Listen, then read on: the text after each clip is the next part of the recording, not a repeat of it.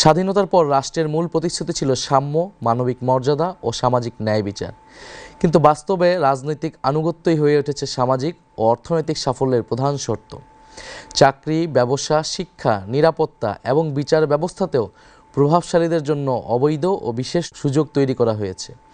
ক্ষমতার কাছাকাছি থাকা রাজনীতিক, আমলা ও দুর্নীতিগ্রস্ত ব্যবসায়ীদের একটি চক্র রাষ্ট্রীয় সম্পদ, ব্যাংক ব্যবস্থা এবং উন্নয়ন প্রকল্পকে ব্যবহার করে নিজেদের সম্পদ বাড়িয়েছে, আর সাধারণ মানুষের জীবনের মৌলিক প্রয়োজন পূরণের সংগ্রামী ব্যস্ত থেকেছে।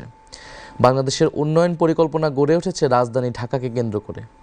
পরিকল্পিতভাবে এই মহানগর ও তার আশেপাশে বসবাসকারী 2 কোটি মানুষের চাহিদা পূরণের লক্ষ্যে বড় বড় সব অবকাঠামো, অর্থনৈতিক সুযোগ সুবিধা, শিক্ষা ও চিকিৎসা ব্যবস্থা গড়ে তোলা হয়েছে।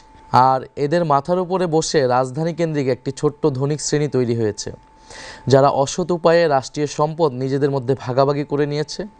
অথচ প্রকৃত উন্নয়ন হলে তা দেশের সব অঞ্চলে সমানভাবে বিস্তৃত হওয়ার কথা ছিল। New Zealand dairy, excellence in quality. গ্রাম, মফস্বল, শহর ও দেশের প্রান্তিক জনগোষ্ঠীর উন্নয়নের আকাঙ্ক্ষিত জনদাবি উপেক্ষিতই রয়ে গিয়েছে।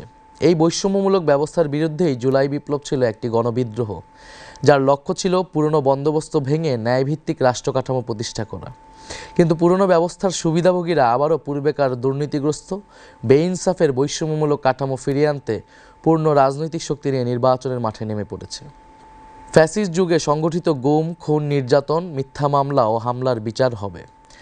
দীর্ঘ 15 বছর ফ্যাসিবাদী শাসনে খুনি হাসিনা গুম, হত্যা, বিনা বিচারে কারাবন্দী, হামলা, নির্যাতন, মিথ্যা মামলা করার ক্ষেত্রে পুরো রাষ্ট্রযন্ত্রকে ব্যবহার করেছে। এতে আওয়ামী লীগ ও তার ছাত্রলীগ সহ সকল অঙ্গ সংগঠন, police, RAB, BJP, DGFI, NSI এমন সকল সরকারি বাহিনী ও সংস্থাকে সক্রিয়ভাবে কাজে লাগিয়েছে। তার এই অপকর্মে ব্যবহৃত হয়েছে জনপ্রশাসন, বিচার বিভাগ, সশস্ত্র বাহিনী সহ রাষ্ট্রের সকল প্রতিষ্ঠান। 24-এর গণ অভ্যুত্থান ও জুলাই বিপ্লব সম্পন্ন হওয়ার পরে এর সবগুলোই ভেঙে পড়েছে। এতে নেতৃত্ব প্রদানকারী হোমরা চোমরাদের কিছু লোক পালিয়েছে, কিছু বিচারের আওতায় এসেছে, অনেককে আনার চেষ্টা করা হচ্ছে। বহু সামরিক, বেসামরিক আমলা ও বিচারক এখনও কর্মে নিয়োজিত রয়েছে। জুডিশিয়ারি, সিভিল সার্ভিস ও পুলিশ বিভাগের শীর্ষ নেতৃত্ব ভেঙে পড়লেও ডিফেন্স সার্ভিস এখনও অটুট রয়েছে। তবে হাজার হাজার খুনি, লুটেরা, অপরাধীদের সেনানিবাসে আশ্রয় নেওয়া, সেখান থেকে নিরাপদে দেশান্তরিত হওয়া, কর্মস্থল থেকে কিছু জেনারেলের পালিয়ে যাওয়া, অবসরপ্রাপ্তদের বহির্রাষ্ট্রে আশ্রয় নেওয়া ইত্যাদি আমাদের জন্য ছিল অনাকাঙ্ক্ষিত। আমরা স্পষ্ট ঘোষণা দিচ্ছি, বিভিন্ন বাহিনীর ভেতরে গুম, খুন, নির্যাতন, দুর্নীতি ও লুটপাটের সঙ্গে জড়িত লুকিয়ে থাকা সকল অপরাধীকে শনাক্ত করা হবে।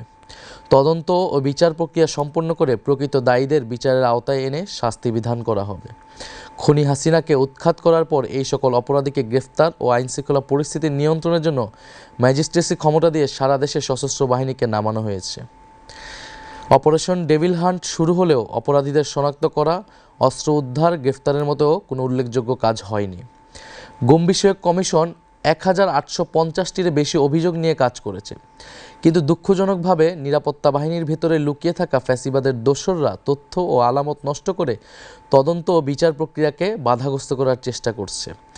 অন্তর্বর্তী সরকারের সঙ্গে বিভিন্ন ক্ষেত্রে এরা অসহযোগিতা করেই চলছে। আমাদের লড়াই হবে সেই নিপীড়নের ব্যবস্থা ও বিচারহীনতার সংস্কৃতি সমূলে উৎপাটন করা এবং আওয়ামী ফ্যাসিবাদের সকল প্রবণতা সমাজ থেকে মুছে ফেলা।